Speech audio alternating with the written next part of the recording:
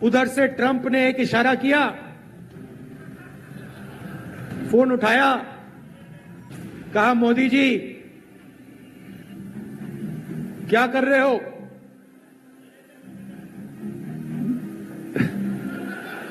Narendra surrender. और जी हजूर करके नरेंद्र मोदी जी ने ट्रंप के इशारे का पालन किया।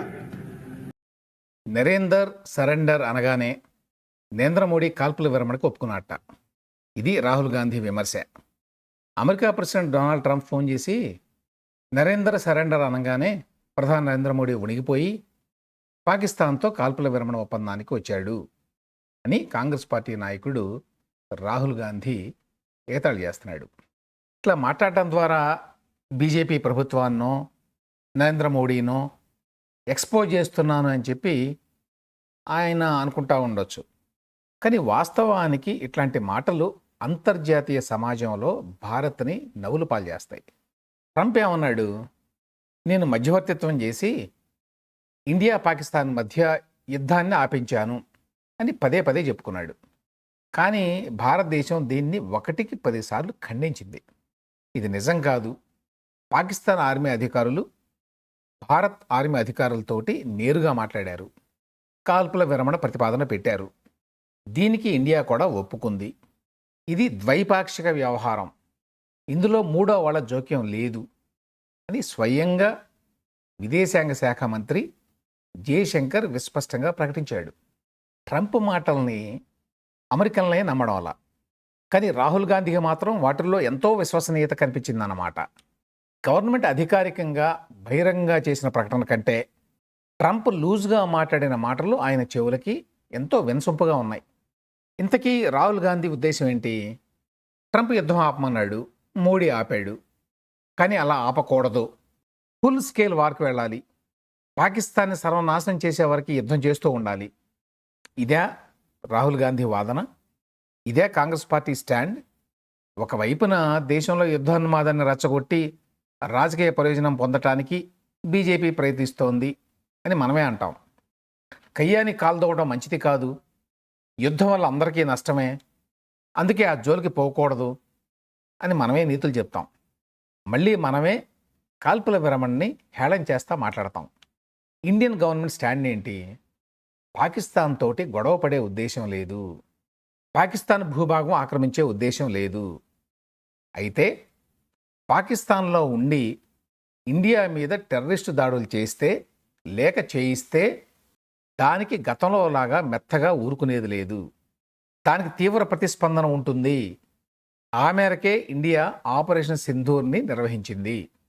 ఆ ఆపరేషన్ లక్ష్యాలు పరిమితం, ఆ పరిమిత లక్ష్యాలను సాధించే వరకు మాత్రమే మిలిటరీ యాక్షన్ జరిగింది. అంతకు మించి పాకిస్తాన్ మీద దాడులు చేసేటువంటి ఉద్దేశం భారత్కి లేదు. ప్రపంచానికి అంతటికీ ఈ మాట చెప్పడం కోసం ఇండియన్ గవర్నమెంట్ 7 టీముల్ని వివిధ దేశాలకు పంపించింది. కాంగ్రెస్కి చెందినటువంటి శశి థరూర్, ఎంఐఎంకి చెందిన అసదుద్దీన్ ఓవైసీ, డిఎంకే లీడర్ కనిమొళి, ఇట్లాంటి వాళ్ళంతా ఇదే వాదనని చాలా దేశాలకు తీసుకువెళ్ళి బలంగా వినిపిస్తున్నారు. ఇటువంటి సమయంలో దేశంలో ప్రధాన ప్రతిపక్ష నాయకుడే ట్రంప్ కోస్తున్న కోతల్ని నిజం అన్నట్టుగా, ఇండియన్ గవర్నమెంట్ చెప్పేది అబద్ధం అన్నట్టుగా మాట్లాడడం వల్ల ఎవరికి నష్టం? ట్రంప్ అన్న మాటల్ని నరేంద్ర మోడీ ఎందుకు ఖండించడు అని కాంగ్రెస్ వాళ్ళు ప్రశ్నిస్తున్నారు. ఇదేమన్నా మన దేశంలో రాజకీయ పార్టీల మధ్య నడిచేటువంటి రచ్చబండ అటువంటిదా? ఒకవేళ ప్రధానమంత్రి స్వయంగా ఖండించినా మళ్ళీ ట్రంప్ అదే మాట అన్నాడు అనుకోండి, ఏం చేయాలి అప్పుడు? కాంగ్రెస్ వాళ్ళ లెక్క ప్రకారం అమెరికాతో యుద్ధానికి వెళ్ళాలా? విదేశాంగ వ్యవహారాల్లో కాంగ్రెస్ పార్టీ ఇంత అపరిపక్వంగా మాట్లాడడం నిజంగా విచిత్రం. ఈ మొత్తం వ్యవహారంలో అమెరికా అధ్యక్షుడు డొనాల్డ్ ట్రంప్ నోటుకొచ్చినట్టు మాట్లాడడం వల్ల ఇండియా కొంత నష్టం జరిగిందనే మాట వాస్తవం. ట్రంప్ తెలివి తక్కువ ప్రేలాపనల వల్ల చాలా కాలంగా బలపడుతూ వస్తున్న భారత్ అమెరికా సంబంధాల మీద కూడా ప్రతికూల ప్రభావం ఉంటుంది అని చెప్పి దౌత్య నిపుణులు చెప్తున్నారు. ఇది మోడీ సమస్యో బీజేపీ సమస్యో కాదు, దేశ సమస్య. పాకిస్తాన్ ఒకవైపు చైనాకి దగ్గరవుతూనే మరొక వైపు అమెరికా మద్దతును కూడా పొందగలుగుతూ ఉంది. చాలా కారణాల వల్ల రష్యా కూడా పాకిస్తాన్కి, చైనాకి వ్యతిరేకంగా ఏమీ లేదు.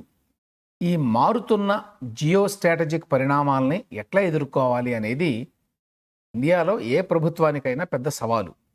ఇట్లాంటి సంక్లిష్ట అంతర్జాతీయ దౌత్య వ్యవహారాన్ని అంతర్గత రాజకీయ వైరంతో ముడిపెట్టి ఏ పార్టీ అయినా కూడా చిల్లరగా మాట్లాడడం బాధ్యతారాహిత్యం. దేశంలో ప్రాంతీయ పార్టీలు కూడా దేశ భద్రతకు వచ్చేసరికి ఎంతో బాధ్యతాయుతంగా వ్యవహరిస్తున్నాయి. బీజేపీతో వైరం ఉన్నప్పటికీ చాలామంది ప్రాంతీయ పార్టీల ప్రతినిధులు ఎంతో ప్యాషనేట్గా భారత్ వాదనని ప్రపంచ దేశాల ముందు వినిపిస్తున్నారు. అటువంటి సమయంలో దేశంలో ప్రధాన ప్రతిపక్షమైనటువంటి కాంగ్రెస్కి నాయకుడిగా ఉన్నటువంటి వ్యక్తి ట్రంప్ సరెండర్ అనగానే మోడీ సరెండర్ అయ్యాడు అని చెప్పి ఒక రకంగా బజారు భాషను ప్రయోగించడాన్ని ఎట్లా చూడాలి? అమెరికా ఒత్తిడి తీసుకొచ్చినా కూడా ఇందిరాగాంధీ బంగ్లాదేశ్ విముక్తి కోసం 1971లో చివరి వరకు నిలబడింది. అదే బీజేపీ మోడీలు మాత్రం లొంగిపోయారు అని కూడా రాహుల్ గాంధీ విమర్శించాడు.